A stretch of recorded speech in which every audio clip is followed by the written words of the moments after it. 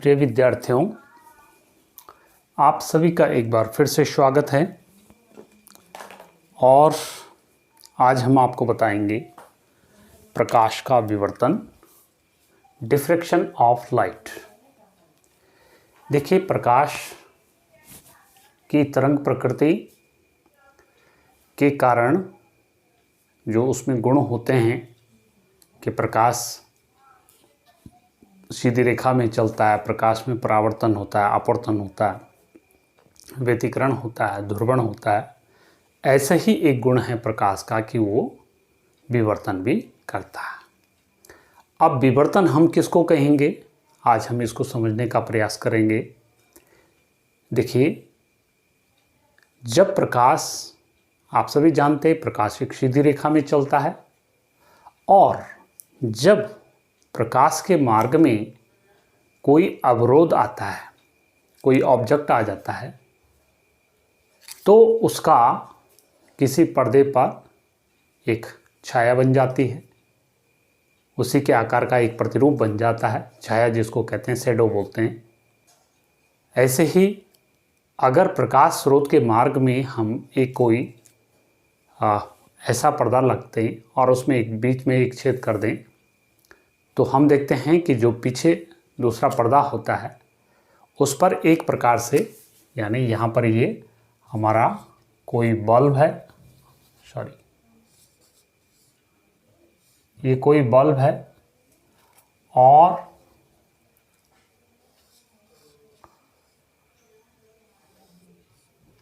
यहाँ से प्रकाश की रोशनी निकल रही है। ऐसे यहाँ से हमने एक छेद कर दिया इस पर्दे पे और यहाँ हम जो है पैटर्न देख रहे हैं। तो इसका एक यहाँ पर एक ब्राइट पोर्शन एक बन जाता है। ऐसे ही यहाँ पर अगर हम एक आयताकार कोई छेद कर दें तो उस आयत के ही जैसे वहाँ पर एक चमकदार एक स्पॉट बन जाएगा। ठीक है, लेकिन एक बात क्या होती है कि अगर हम किसी प्रकाश स्रोत से चलने वाली तरंग के मार्ग में या प्रकाश स्रोत से जो प्रकाश किरणें निकल रही है उसके मार्ग में एक ऐसा पर्दा रखें कि उस पर एक बहुत छोटा सा बिंदुवत कोई एक छिद्र कर दें, जिसका आकार इस प्रकाश की तरंगदैर्ध्य के तुलना में छोटा है या तो उसके बराबर है। इसका जो आकार है, आप जानते हैं तरंगदैर्ध्य का मात्रक मीटर में होता है, तो इसका जो आकार है प्रकाश की तरंगदैर्ध्य के लगभग इक्वल है या उससे छोटा है। तो हम क्या देखते हैं कि आगे हमारे पास यहाँ जो एक पैटर्न होगा, एक पर्दा होगा, उस पर हमें एक विशेष प्रकार का एक प्रतिरूप देखने को मिलता है। और उस प्रतिरूप में आप देखेंगे कि प्रकाश की जो तीव्रता होती है सेंटर पे जो है चमकदार होती है, और जैसे जैसे उसके चारों तरफ हम देखेंगे तो उसमें जो है तीव्रता घटते घटते घटते लास्ट में समाप्त हो जाती है। एक बात। दूसरी बात, ऐसे भी आप इसको समझ सकते हैं कि जब कोई प्रकाश स्रोत किसी ऑब्जेक्ट पर पड़ता है और वहाँ पर एक छोटा सा छिद्र आपने कर रखा है, तो आप देखेंगे प्रकाश, क्योंकि देखिए हम जानते हैं कि प्रकाश सीधी रेखा में चलता है, लेकिन जब ऑब्जेक्ट का जो आकार होता है, जो अवरोध का आकार है, वो प्रकाश की तरंगदैर्ध्य से छोटा है, तो ऐसी दशा में प्रकाश सीधी रेखा में जाने के बजाय प्रकाश कुछ जो है किनारों पर, जो यहाँ पर एडजेस होती है, वहाँ पर थोड़ा जो है फैल जाता है, यानी वो जो है मुड़ जाता है, विचलित हो जाता है अपने सीधी रेखा के बजाय। तो इसी को हम प्रकाश का परावर्तन कहते हैं। आपने नोटिस किया होगा कभी कि एक अंधेरा कमरा है और अंधेरे कमरे में जब कहीं पर से खिड़की में एक छोटा सा छिद्र है और प्रकाश जब बाहर से आता है, रोशनी सूर्य के प्रकाश की रोशनी आती है, तो कैसे आती है? तो फैलते हुए आती है, ऐसे सीधी रेखा में, माने उस बिंदु के आकार में ही प्रकाश नहीं आता, बल्कि जैसे जैसे बिंदु से आगे प्रकाश गुजरता है तो वैसे वैसे वो फैलता हुआ आगे बढ़ता है। तो इसी को हम क्या बोलते हैं? प्रकाश का परावर्तन कहते हैं। दूसरी बात, एक तो ये चीज़ हो गई बिंदु के रूप में। अगर प्रकाश का जैसे मान लीजिए ये कोई ऑब्जेक्ट है और यहाँ से जो है प्रकाश किरणें निकल रही है और यहाँ पर आप देखेंगे तो हमें ऐसा जरूर नहीं है कि इसका पूरा जो है ये वाला पोर्शन जो है ये शैडो वाला होगा, नहीं। ये क्या होता है, थोड़ा किनारों से क्या हो जाता है, ये प्रकाश यहाँ तक भी आ जाता है, कुछ जो है ये वाला पोर्शन भी क्या हो जाता है, चमक जाता है। यानी प्रकाश यहाँ पर, ये तो खैर बड़ा मैं दिखा रहा हूँ, अगर ये छोटे आकार का है, छोटे आकार का है तो प्रकाश क्या हो जाता है, थोड़ा सा इन क्षेत्रों पे भी आ जाता है। यानी कहने का मतलब है किनारों से प्रकाश थोड़ा सा मुड़ जाता है, विचलित हो जाता है और पर्दे पर हमें जो है एक प्रकार का पैटर्न देखने को मिलता है जिसे हम क्या बोलते हैं, प्रकाश का विवर्तन। ठीक है, तो सिंपल बात है कि जब किसी प्रकाश तरंग के मार्ग में कोई ऐसा अवरोध हमने रखा हुआ है जिसका आकार प्रकाश की तरंग दैर्ध्य के आकार से या तो छोटा है या उसके बराबर है, तो प्रकाश सीधी रेखा में चलने के साथ साथ ही कुछ अपने मार्ग से विचलित भी हो जाता है, यानी प्रकाश सीधी रेखा में नहीं जाता। और इस कारण से हमें एक पर्दे पर एक पैटर्न देखने को मिलता है। कैसा पैटर्न देखने को मिलेगा कि जो उसका सेंटर पार्ट होगा, ये तो खैर मैंने आयताकार, ये अगर यहाँ पर है जो तरंग स्रोत है यहाँ पर आयताकार रूप में ले रखा है, तो उस हिसाब से तो बीच का जो पार्ट होगा वो सबसे ज़्यादा चमकदार होगा। और जैसे जैसे इसके बाईं तरफ और दाईं तरफ को हम चलते जाएंगे तो वैसे वैसे जो चमकदार पोर्शन होता है वो कम होता जाएगा, डार्क पोर्शन ज़्यादा और चमकदार पोर्शन जो है कम होता जाएगा। यानी क्रम से बीच में सबसे ज़्यादा तीव्र प्रकाश तीव्रता के साथ ही चमकेगा पर्दा, किनारे की तरफ माने बाएं और दाएं की तरफ जैसे जाएंगे तो वैसे वैसे इसकी तीव्रता भी घटती जाएगी। तो इसी का नाम बोलते हैं प्रकाश का परावर्तन, प्रकाश का विवर्तन। ठीक है, अभी हमने देखिए पीछे आपको बताया कि प्रकाश का व्यतिकरण भी हमने बताया। तो प्रकाश के व्यतिकरण में, क्योंकि देखिए वहाँ पर भी फ्रिंजेस बनती है और प्रकाश के विवर्तन में भी फ्रिंज बन रही है।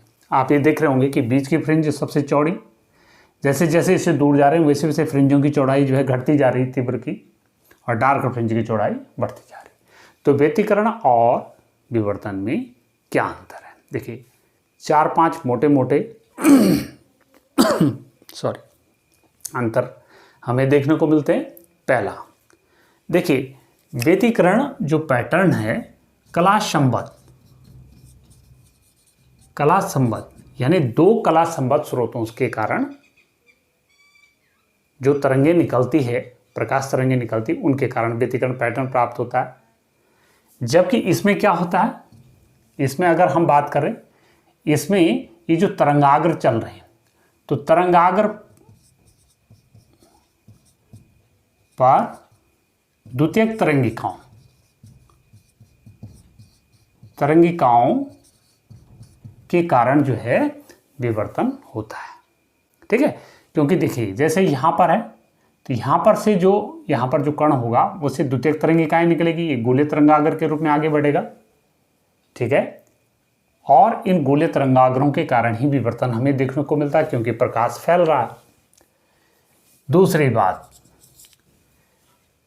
व्यतिकरण में जो फ्रिंजेस बनती है, डार्क ब्राइट फ्रिंज जो बनती है, तीव्र और दीप्त और अदीप्त फ्रिंज बनती है, उनकी चौड़ाइयाँ लगभग समान होती है या कहीं कहीं उनमें थोड़ा वेरिएशन भी आता है।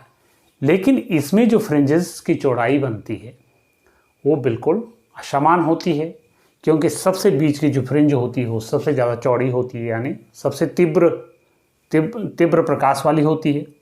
और जैसे जैसे हम दाएं या बाएं ओर को जाते हैं तो वैसे वैसे फ्रिंज, दीप्त फ्रिंज की जो मोटाई होती है या चौड़ाई होती है वो घटती जाती है। यानी फ्रिंजों की चौड़ाई यहाँ पर निश्चित नहीं है, लेकिन व्यतिकरण में फ्रिंज की चौड़ाई कुछ हद तक हम उसकी मोटाई को नियत मान सकते हैं। तीसरी बात, फ्रिंज की, ये मैंने अभी बताया आपको, फ्रिंज की मोटाई इसमें नियत होती है या नहीं भी हो सकती है, लेकिन ज़्यादातर नियति होती है, इसमें निश्चित नहीं। इसमें निश्चित नहीं होती है। तीसरी बात, जो प्रकाश के विवर्तन में फ्रिंजों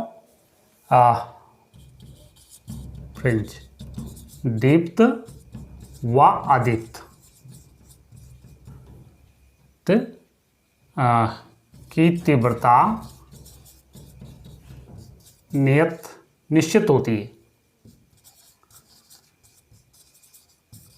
माने इसमें अच्छा कंट्रास्ट होता, कंट्रास्ट अच्छा, यानी दीप्त और अदीप्त फ्रिंजों को हम एक दूसरे से अलग अलग आसानी से पहचान सकते हैं, ये मतलब है। इसमें दीप्त, जिसको हम क्या बोलते हैं, उच्चिष्ट, उच्चिष्ट भी यहाँ पर कहते हैं, यहाँ पर उच्चिष्ट या एवं निम्निष्ट